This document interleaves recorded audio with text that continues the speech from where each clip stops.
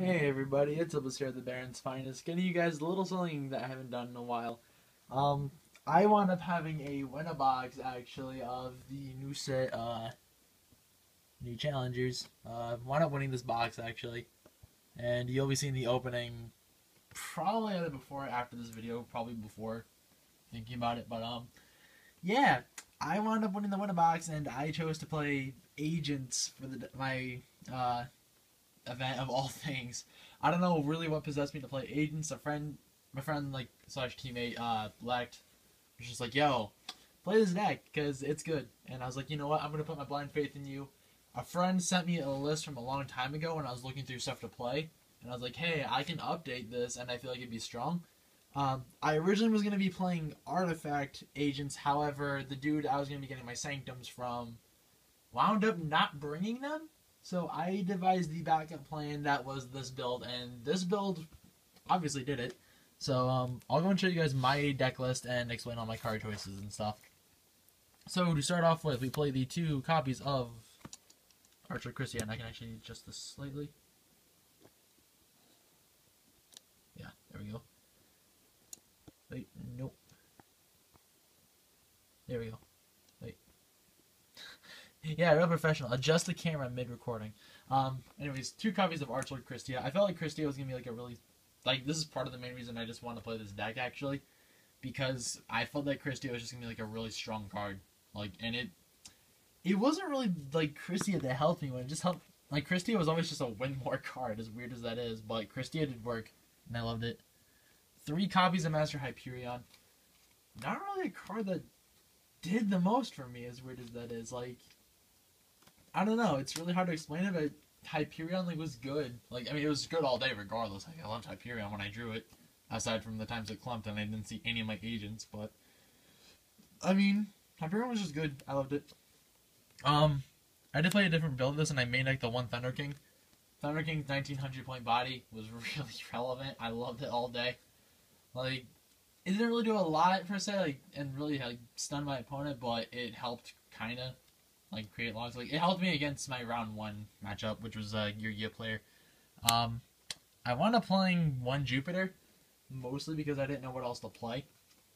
I kind of like Jupiter as a card, plus I thought, since one player in my locals normally, has been playing Shadal's as of late, and I thought he was going to show up, I wanted the one card out to window, so that's primarily why I chose to play Jupiter. Plus, it's another agent, so, yeah. One honest, because you're playing all lights. I don't know why you wouldn't. 3 Venus. You have to play the 3 Venus. I don't know what else to say. Then probably something that really threw my opponents off was the 3 Tour Guide. For some reason, and my other Tour Guide target being the one Skarm, this engine threw so many people off, and everybody thought I was playing Burning Abyss because of it. And everybody saw the tour guys were like, "Oh, I'm gonna decide for Burning Abyss," and then I had something like Venus game too, and wait, what? Did you transform your side deck or something? When no, it's just this 4-card engine.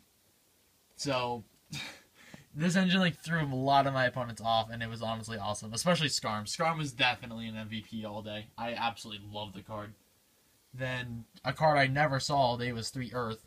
I wish I saw this a lot more, but it's fine. I saw it when I needed to. What else did I play? I played 2 Card Car. I chose to run Card Car, which was based off of an older, this is based off of an older list that a friend gave me from a few formats ago. Back when Hobbing was a lot more relevant.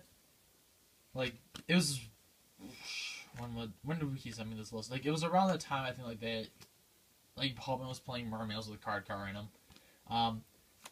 Basically, Card Car, I never drew it, so I don't have a real opinion on it, but I don't think I'd cut it, but I cited it out, almost every game for, my actual side cards.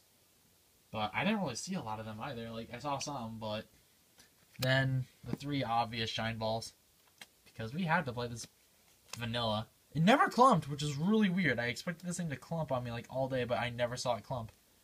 And then my last monster was 2 Herald of Orange Light. Herald was so good. Oh my god, I loved Herald. The fact that it destroys, negate and destroy, I loved it. I loved it so much. It was a really good choice. And that's it for the monsters. I know some people are going to comment, why not, Chaos stuff? I didn't really want to play it Plus, like I said, this was supposed to be like the artifact build, but because I didn't like, I kind of had to rush this build because I was in a hurry to get to my locals for the winter box, and I didn't even need to rush in the first place. I just didn't really feel like BLS was going to be that worth it, and it never was. Like I was just glad I didn't play it, I guess. And for the spells, there's a really tiny spell lineup. I played the one Raigeki. I wanted the out because I knew like I was gonna be seeing some stupid fields. So I wanted to just play like I wanted to at least keep some protection. Plus I'm not really playing a lot of battle stoppers. So I felt like Raigeki would just be safe. One Book of Moon, the one Lance, one Soul Charge because Soul Charge is a good card, and the last spell being the 2 MST. I like this still. I know people are gonna be like there was a lot of background on my locals, and I was like not gonna go in without playing MSTs, and MST did a lot of work for me today. And as for the traps, Bottomless, Torrential, Impulse, Warning, 1 D Prison. I kind of just needed to rush a card, and I couldn't find my other D Prisons, but I was okay with just playing the 1 D Prison. It did work, and if not, it drew MSTs. Then, for my last traps, I played 2 Fiendish Chain and 2 copies of Mind Crush, which was... It was a good card. I loved it. And all my matchups that I played it in, I played today, they were completely relevant. I managed to keep... I hit good cards. Like, Mind Crush is just good. I loved it. And plus, when I would flip Mind Crush, it made my opponent think I was playing the flat-out, Burning Abyss. And that's it for the main. It's an even 40. The extra... for 2s, I just play 1 Dark Mist, 1 Gotchi, and the 1 Daigusto Phoenix. I made all 3 of these guys, and I made them all in different matchups. I made Daigusto Phoenix and Satellar in my Satellar Knight matchup, but they got D-Prisoned, which I was okay with because it baited a D-Prison. Gotchi, I made, I think aside from my last round, I made it every round, and then Dark Mist wound up coming out in my last round, too. For 3s, I just play 1 Zen Mains, 1 Levier, 1 Alucard, and 1 number 47 Nightmare Shark. I wanted to take Burning Abyss Logic with some of these picks. Zen Mains was the only one I was kind of iffy on. I was debating between it and Mech Equipped, but as a Talent Knight player normally plays Black Wings at my locals, so I thought, oh, I better take Zen Mains because it'd be more annoying for him to get around. Plus, Zen Mains is more tedious to get around in general. But immediately, I kind of wished it was Mech Equipped. But I was okay with it being Zen Mains because Zen Mains forced a lot. Levier and Alucard are probably the cards that I made the most out of all my rank 3s. Then Nightmare Shark I wound up making because in my last round the opponent had the Beals and he was at 700 and I don't play Cowboy in this list, so I had to make Nightmare Shark and just poke him for game. Then my only 4 being Downer Magician because it's not really a 4. That's just how I view it. It's a rank 4 that's not really a rank 4. Then I chose to play 1 Felgrand, 1 Heliopolis. This was in theory that because my locals likes Fiendish Chain a lot, or Breakthrough Skill in certain cases, but more so Fiendish Chain, I thought, well, if they're going to Fiendish Chain my Christia, and I drop a Hyperion, I would like the option to go into one of these two. So I chose to play them. I didn't make them all day, but it's whatever. Synchros, I chose to only play 5. I played 1 Armory Arm, never made it. Armades, made it once or twice, I want to say. Goyo, I never made it. Stardust Spark, never made it. And Leo made it once against Yu-Gi-Oh!, which is my round 1. If I could have added anything, I would have liked to have had a Black Rose in here, but I can't really think of any other Ixies I would have liked. I mean, maybe just a generic... I kind of wish I actually played number 17, but...